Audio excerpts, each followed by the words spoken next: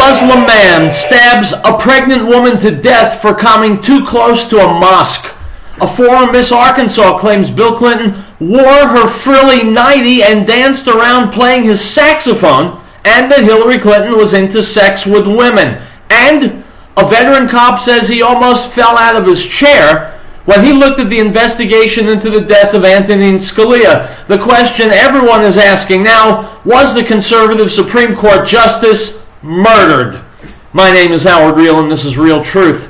You're listening to the American Freedom Network, streaming live around the world at AmericanNewsNet.com and on Facebook and YouTube and Tumblr and in the book, Riell Truth, Stay Angry. Of course, as always, broadcasting out across the Colorado Front Range on KHNC, Johnstown, Colorado, 1360 AM The Lion.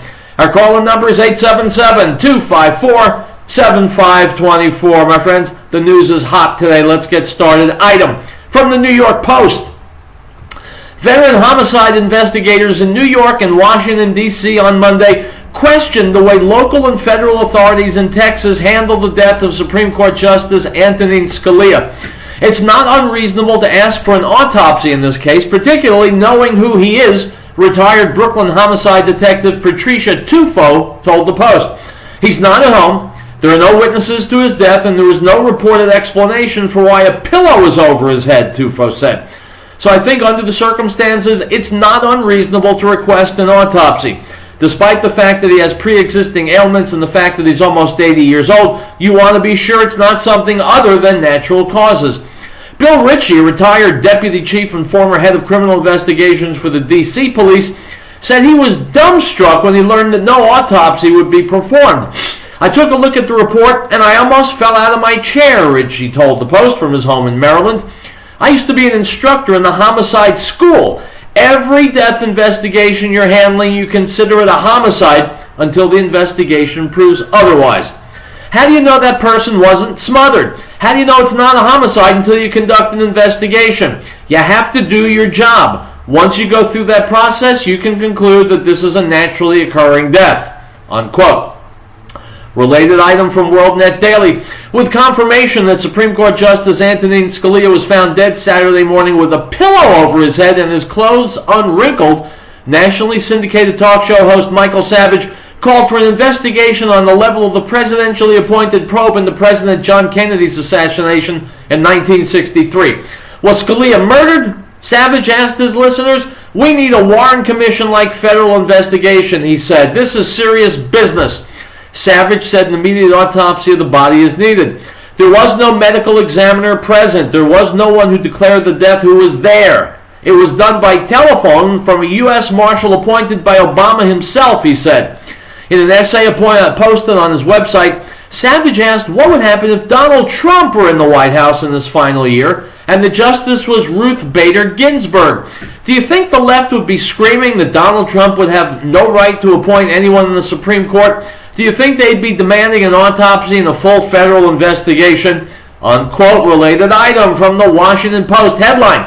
Conspiracy theories swirl around the death of Antonin Scalia. I quote, 2 days after Supreme Court Justice Antonin Scalia died suddenly in remote West Texas, a former D.C. homicide commander is raising questions about how the death was handled by local and federal authorities.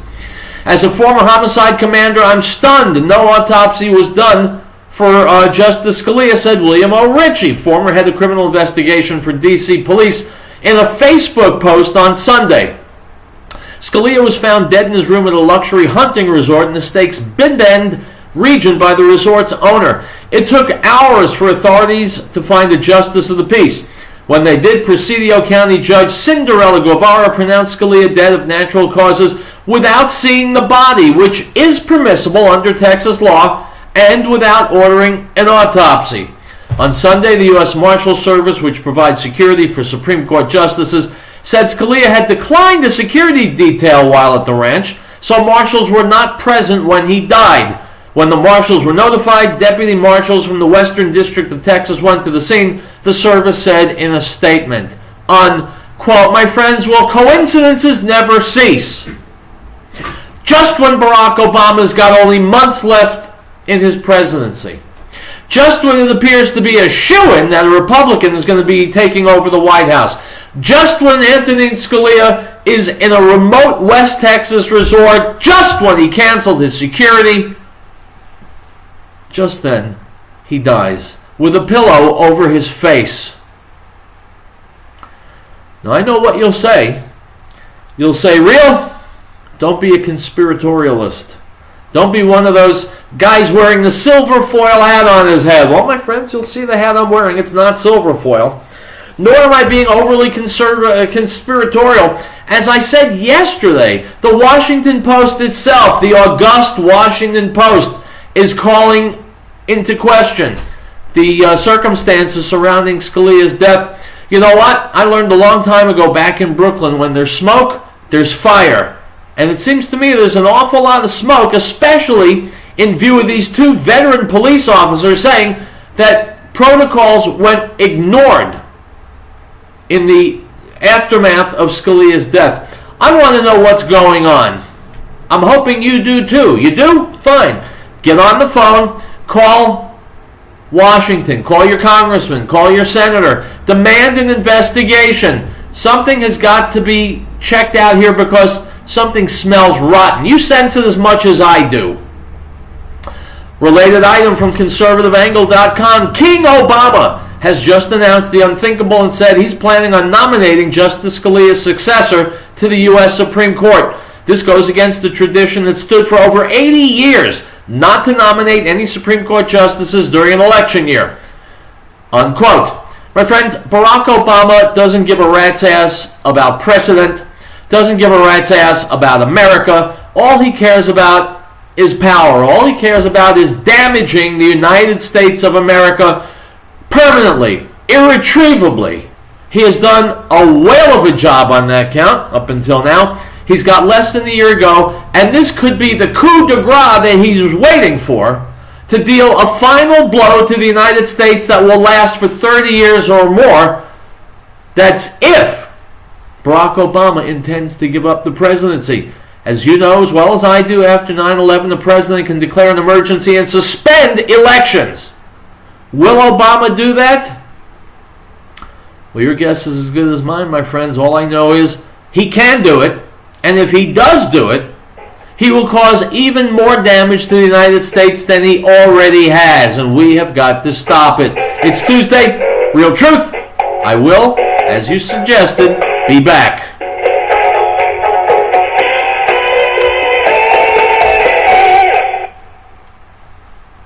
We all know that our government is out of control.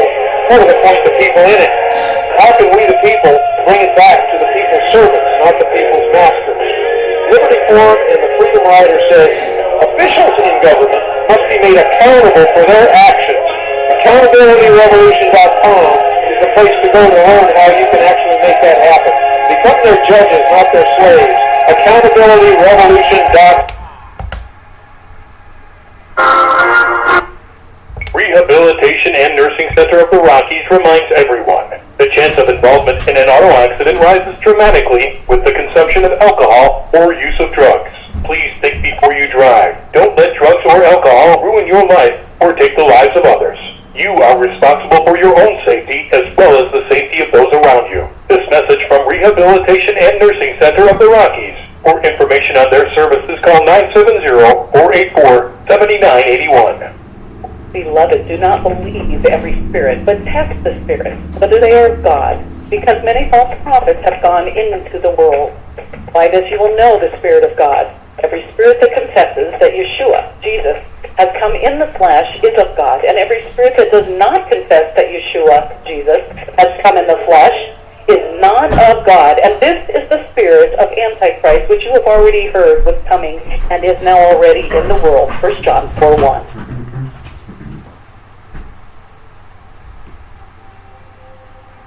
Article 4. The right of the people to be secure in their persons, houses, papers, and effects against unreasonable searches and seizures shall not be violated, and no warrant shall be issued but upon probable cause, supported by oath or affirmation, and particularly describing the places to be searched and the persons or things to be seized.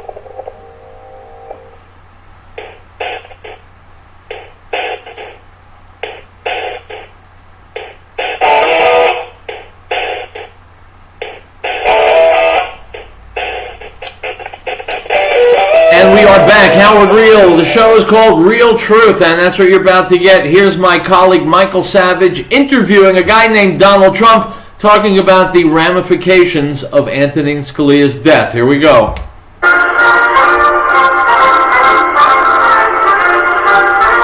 Ladies and gentlemen, please stand up, please rise. The next president of the United States of America joins us to talk about the deceitful Republican National Committee and the imbalanced Ted Cruz. Donald Trump, welcome to the Savage Nation. This is quite a dust-up. It's amazing to see what's going on here. It's amazing, actually, Michael. I've always dealt with people that I've had some real bad ones in my life, but I haven't seen people like this that would lie to this extent. And then you also see the way that room was set up the other night, where everybody in the room, and I heard I won the debate. Everybody tells me I won, but the room was such a setup. It was ridiculous. Every time you said a word, you got booed. What were they, all Cruz supporters? They were mostly not actually for Cruz. They were mostly for Bush. He has 148 million. That's all he has. He's got the 148 million, but nothing going. And they were. I watched you and Bush, and I got to tell you something. This guy is so weak. It was embarrassing to see him up there. He looked like he was going to break into tears. And the best retort of the night, Donald, was when he said, "My mother's the strongest woman I ever met." You said, "Then she ought to run." I agree with you. Barbara Bush should be running, not him. It's a crazy thing. Look, he's not a good candidate, but because of the connections, he has $140 million. Most of it's been wasted. So let's see where he goes after this. So Donald, I need to come back to the topic we've been all screaming about here, which is Scalia. Was he murdered? I know it's pretty brutal to say that, and I'm not wanting to drag you into this, but this is going to get bigger and bigger and bigger. I went on the air and said we need the equivalent of a Warren Commission. We need an immediate autopsy before the body is disposed of. What do you think of that?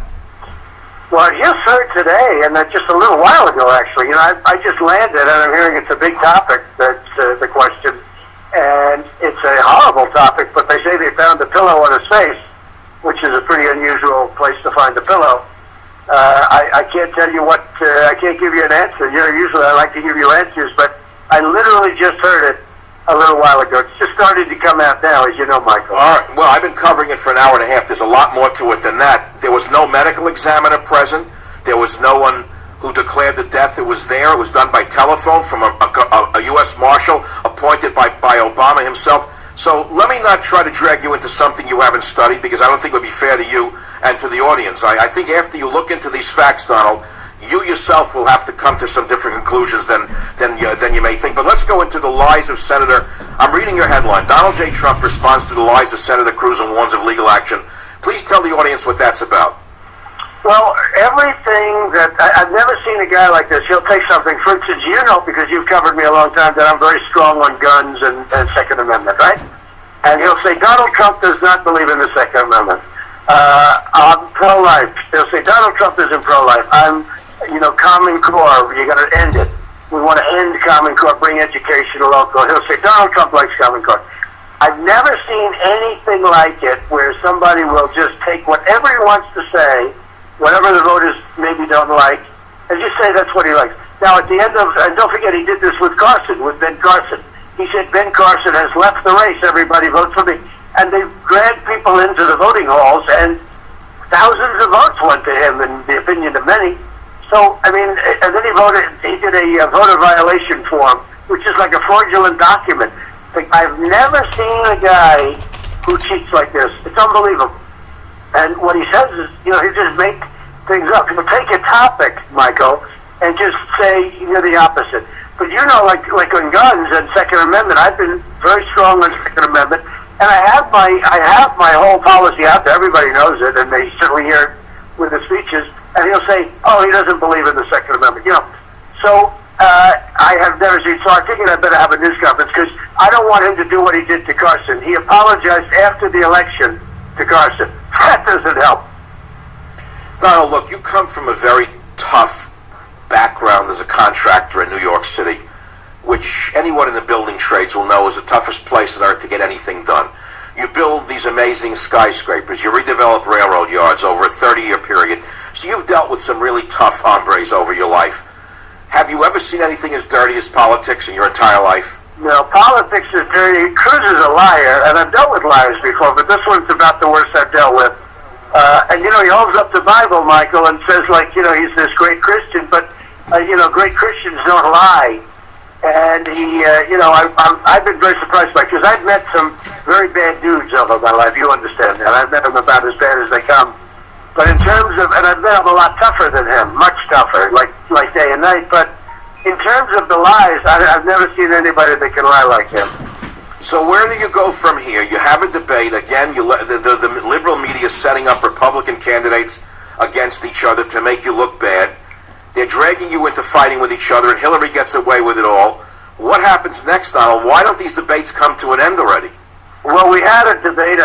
Supposedly I came out very well in the debate. Drudge and Time Magazine, they do with these polls, and I won all the polls and did well. But, it's interesting because the questions that were asked were very provocative questions, and it made the other people go a little bit crazy. And I don't see those questions being asked of the Democrats. In fact, the Democrat debates are so boring, they're not even watchable. But what about, the death of Scalia? You actually commented on it during the debate. It was the first question. You certainly don't think that Hussein Obama should have the right to do an interim appointment, do you? No, I actually commented that we're going to have to make sure the Senate and Mitch McConnell holds it up. We've been very disappointed in the job they do, but they have to hold it up. And I've been very strong on that. And I would appoint I actually named 2 judges, Diane Sykes, et cetera, et cetera. And I named 2 judges that would be good, very conservative judges. And as an example, Cruz went out and said, I'm going to appoint liberal judges. I'm the only one that named judges. I will appoint conservative. But he said, Trump is going to name liberal judges. Now, how do you find, you named William Bill Pryor Jr. and Diane Sykes. You are on record for saying those are the kinds of judges who you would appoint to the Supreme Court. So how could he say you would appoint a liberal to the Supreme Court? Where does that come from? Michael, he just says it. He said, Donald Trump's going to appoint a liberal. Okay, now everyone says, but we don't want that. The guy really is bad. I haven't seen anything quite like this. He said, I'm the only one in the debate that talked about 2 people. Now, doesn't have to be them, but they're 2 good examples of people you could support and appoint. So, we'll see what happens, but I heard that my news conference was well covered, and we'll get the word out. Well, I appreciate you being on the Savage Nation. Look, this is a very serious time in American history. It got much worse over the weekend, Donald. We had a razor-thin savior of the conservative, or shall I say traditional ways in America, Antonin Scalia, who was found dead under suspicious circumstances, and now this character in the White House who nobody with a rational mind should trust is trying to railroad Loretta Lynch down our throats. That came out today as his number 1 choice. Can you believe this? Oh, it's a Loretta Lynch. Wow, that's his number 1 choice. Did that actually come out today, huh? That's being floated around, and of course she was handpicked by Al Sharpton, Donald. Can you believe that? Yeah, that's amazing. Okay, so that's where they are. Well, look, I'm not asking you to make me a Supreme Court justice when you become president. Don't get me wrong, but somebody's got to stop it and say, don't do this until there's a new president, whoever it may be, and I hope it's you. The Senate should be able, with a majority, they should be able to do it very easily. It's not that long a period, and they should be able to do it. But they've been letting us down all year long, and they've been letting us down for years. So we'll see what happens. But Donald, that just 5-6 days before Scalia was found dead with a pillow over his face, he was the lead voice against Obama's attempts to railroad that green gangsterism down our throats. He knocked it out. He was the one who did it. Yeah. Well, so it's very. Again, look, I'm in talk radio. You're running for the presidency. It's 2 different worlds in some ways, and I don't want to drag you into my world because it's quite a different world, by the way, than the one you're in right now. So, before you get to the primary, which is what, Monday, Saturday? When is the primary in South Carolina? Today in South Carolina, Saturday. The voting day is Saturday. So that's another big day in America that we're all going to be watching. What do the polls show right now? Well, it shows that I have a lead in the polls, but you never know what happens, and I just hope everybody gets out and votes. It's called Make America Great Again. I hope everybody gets out and votes. But I right now have a lead in the poll. Who knows what it is? But we'll see. We're going to know on Saturday night, Michael. You'll be watching. Yes, I will be. Donald Trump, good luck, and thank you for being kind enough to come on to the Savage Nation. And you can thank me, Michael, for being kind enough to play that clip on my show. Item from the Daily Mail over in England. First, there are some subheads, and then we'll get to the body of the story, the headlines. Quote, "He put on my frilly nightie and danced around playing his sax." Former Miss Arkansas says Bill Clinton was so-so in bed and confided Hillary was into sex with women. Now she fears Hillary's vendetta and sleeps with a loaded semi-automatic. Miller, then 44, would leave her back door ajar so her 7-year younger paramour, then governor of Arkansas, could slip in. Known then as Sally Perdue, she claims during Pillow Talk he revealed Hillary preferred female lovers. The former singer and radio host is preparing to dish more secrets of the 3-month affair in a tell-all memoir. Miller insists she's been stalked, spied upon, and plagued by anonymous phone calls since word of her memoir leaked out. Quote, "There's a vengeful, spiteful ugliness that some women have for other women. Hillary is just one of those women," unquote. Now here's the story. Sally Miller looked on in amusement as the man who would become the 42nd President of the United States slipped into her own frilly black nightgown. The former Miss Arkansas has never forgotten how her younger lover proceeded to dance around the bedroom, serenading her with a saxophone and reducing her to a fit of giggles. This playful scene was typical of the laughter-filled nights the ex-beauty queen Miller enjoyed with Bill Clinton during their 1983 affair, she tells Daily Mail Online in an exclusive interview.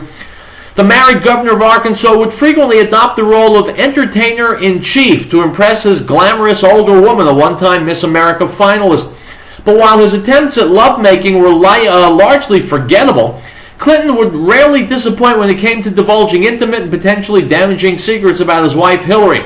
More than 2 decades on, Miller, a former singer and radio host known as Sally Perdue, is preparing to dish her secrets of their pillow talk in a tell-all memoir. It will also lay bare what Miller describes as a decades-long Democrat campaign to discredit and harass her that began when she first revealed the affair in 1992. A campaign she claims has now reached such perverse depths she actually fears for her life. Unquote. My friends, it goes on and on like that. Suffice it to say this. We'll make it real simple. Bill and Hillary Clinton are 2 pieces of human trash. Always have been, always will be. Base your vote this coming November on that information. Item from ImpulseToday.com. Laura Ingraham, who's a conservative radio host, gave a warning to the GOP presidential candidates that they should stop defending the actions of President George W. Bush because millions and millions of Republican voters believe the Iraq war that he got the United States into was a mistake. During the CBS-hosted GOP Republican presidential debate last Saturday night, GOP presidential frontrunner Donald Trump accused George W. Bush of lying about Iraq having weapons of mass destruction. Obviously, the war in Iraq was a big fat mistake, all right? Trump said they lied. They said there were weapons of mass destruction. There were none, and they knew there were none. These comments by Trump come just 2 days before George W. Bush went out to campaign for his younger brother Jeb in South Carolina. The hosts of Fox News were told by Ingram that Trump's criticism of Bush was risky, but also a very calculated strategy. He's thinking there are millions and millions of Republican voters who've had the luxury of time to look back on whether the war in Iraq really was a good idea, Ingram explained. As all the money we spent, all the men and women we lost, and I think a lot of Republicans, the establishment doesn't like to hear this, millions and millions of Americans probably agree with Trump. This was a disaster for the United States, Ingram added. We've lost influence in the Middle East. We've toppled dictators who probably had their finger on the dice of what was going to be a flood of tumult. And he's betting that people aren't going to just reject the Republican Party of today. They're going to reject the Republican Party of the Bushes. If they think they're going to re-litigate the Iraq war throughout the United States in this primary process, and that's going to end well for them, I don't think it is. Unquote. Laura, I don't think it is either. We'll take a break. Riell Truth continues.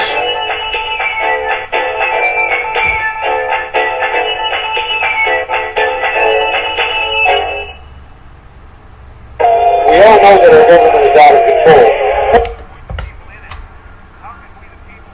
Donald J. Trump is taking the gloves off against George W.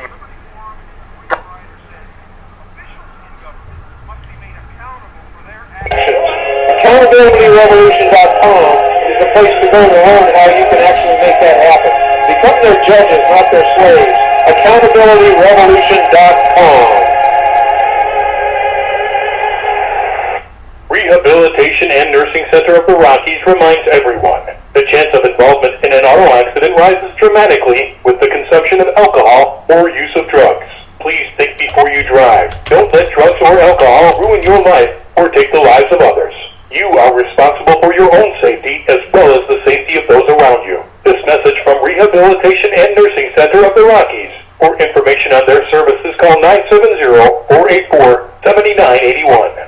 Great Plains Power has been providing reliable electrical power systems in the Rocky Mountain area since 1992. Our systems rely on the sun to help make you self-reliant for your power needs. Solar energy can be scaled to fit any situation, from complete power independence to backup power for the short term. Our expertise focuses on standalone power, but we have extensive experience with utility interactive systems as well.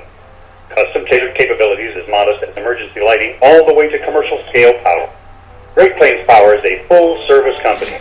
We service everything we sell. We provide and design turnkey packages, custom-designed system, and parts for do-it-yourself. With more than 20 years of specialized experience at your disposal, let us know what your power concerns or goals are. Reach us by phone or the internet. Call 303-239-9963. That's 303-239-9963. Or go to GreatPlainsSolar.com. No state shall enter into any treaty, alliance, or confederation, grant letters of marque or reprisal, coin money, emit bills of credit, make anything but gold and silver coin a tender in payment of debts, pass any bill of attainder, ex post facto law, or law impairing the obligation of contracts, or grant any title of nobility. Article 1, Section 10. And the Word became flesh and dwelt among us, and we beheld his glory, the glory as of the only begotten of the Father, full of grace and truth.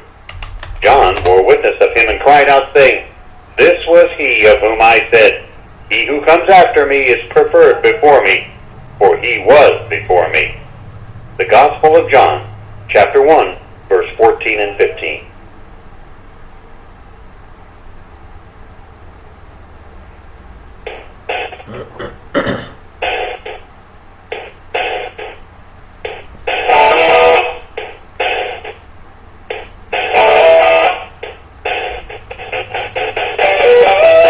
Welcome back to Riell Truth. Howard Riell. We just got through talking about Donald Trump and his taking on Jeb Bush.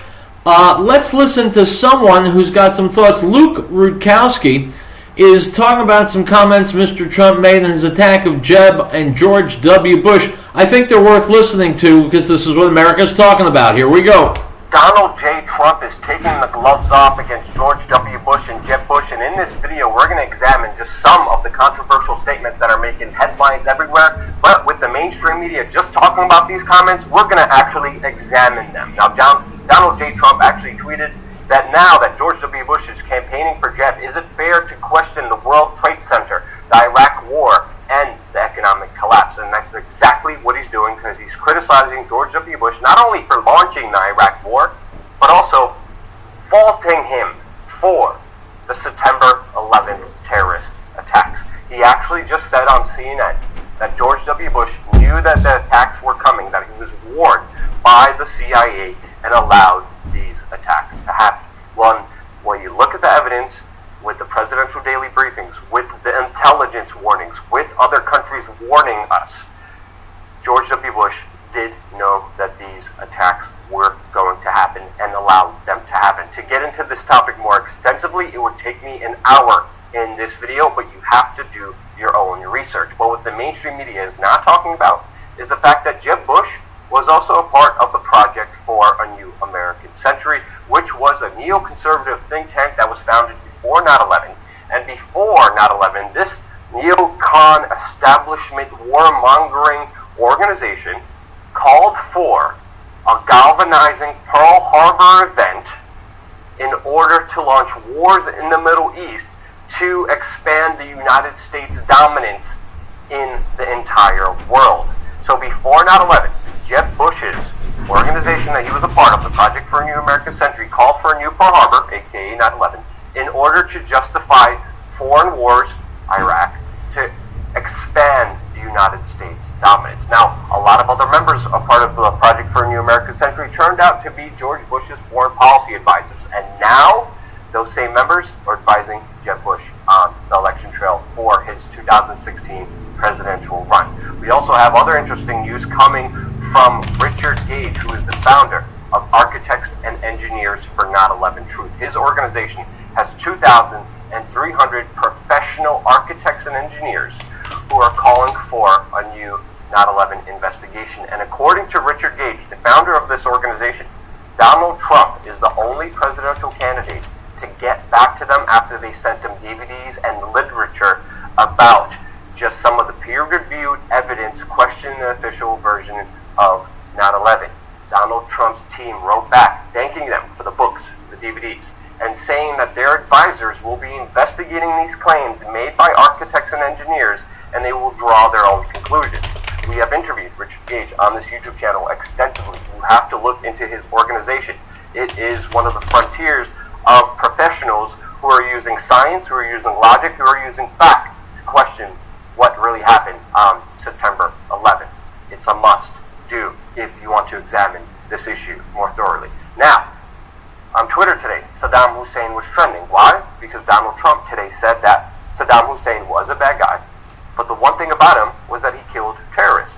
Now, Iraq is a Harvard for terrorism. You want to become a terrorist? You go to Iraq. And when you examine the evidence with the United States invasion, with the overthrowing of Saddam Hussein, hanging him and releasing the video on YouTube and all over the internet later, with the George Bush's war in Iraq, we have created not only a huge vacuum of power inside of Iraq, but also extreme sectarian violence. And now, because of the war, because of the destruction of this authoritative, this dictator, who was a president, who was murdering innocent people too, because of this central figure's collapse, Iraq has become a hotbed for radical Islamic terrorism, and many military experts point to the fact of the Iraq war with the basic creation of ISIS. That is a well-known fact. What got us into the war in Iraq? Well, weapons of mass destruction, and now Trump is saying that Bush knew that there was no weapons of mass destruction because it's even admitted, according to the CIA, their own intelligence was cooked. The intelligence that there was weapons of mass destruction was a complete and utter lie. And there's documentation, proof, and also whistleblowers within our own very government who knew that there were no weapons of mass destruction inside of Iraq. But yet that lie was perpetrated to us by our very own government and also the mainstream media that sold us this lie because they were succumbent to power and kissing Bush's butt. And because of the mainstream media not doing their job, because they never fact-checked, because they never did their own work, they took the government's lie, they swallowed it, and they gave it back to us, leading us to this extremely horrible situation in Iraq. Now, many people in the mainstream media are saying that, wait, is Donald Trump a 9/11 truther?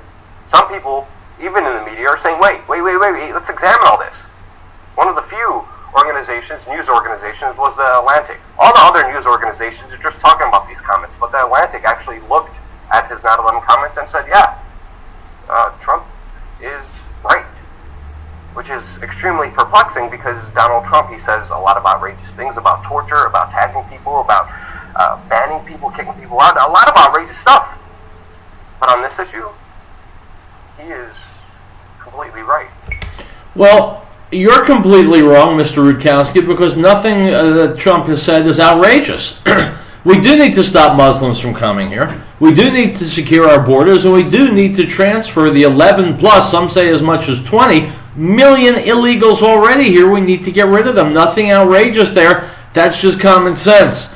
Item from AmericanNews.com. According to recent reports, a woman was recently stabbed to death by a Muslim man for walking too close to a local mosque. The man is now facing a prison sentence of up to 29 years. The victim was caught by a surveillance camera on the night of October 28th. Mariana Popa, the pregnant 24-year-old victim, had moved to the UK just a few weeks prior to the attack. She was working to earn enough money to have her family join her. While in the UK, Farouk Shah, a 21-year-old Muslim man, approached Popa and demanded that she was working too close to the mosque. When she refused to move away, Shah pulled out a knife and stabbed Popa twice in the chest. The victim was able to make it to a local restaurant where she died shortly after. Shah's been sentenced to 29 years in prison, and the judge claims, quote, "It was an utterly terrible attack which inevitably led to her death. It was carried out with callous indifference on a defenseless woman. Mariana Popa did not stand a chance." Unquote, unquote. My friends, let me ask you a question. You know anybody who's pregnant? Maybe your wife, maybe a sister, maybe a niece, maybe a daughter. Is there a mosque in your city? Okay, let's put the dots together. Let's say this pregnant young woman that you know walks too close to a mosque and gets attacked, maybe stabbed, maybe killed. Tell me then, how do you feel about Barack Obama's immigration policy? And by the way, Hillary Clinton's also. Item from the Economic Collapse blog. As you read this article, Turkish forces are massing along the border with Syria, and the largest military exercises in the history of the Middle East are being held in northern Saudi Arabia. The Saudis are publicly warning that Syrian President Bashar al-Assad, quote, will be removed by force, unquote. We'll take a break. We'll be back.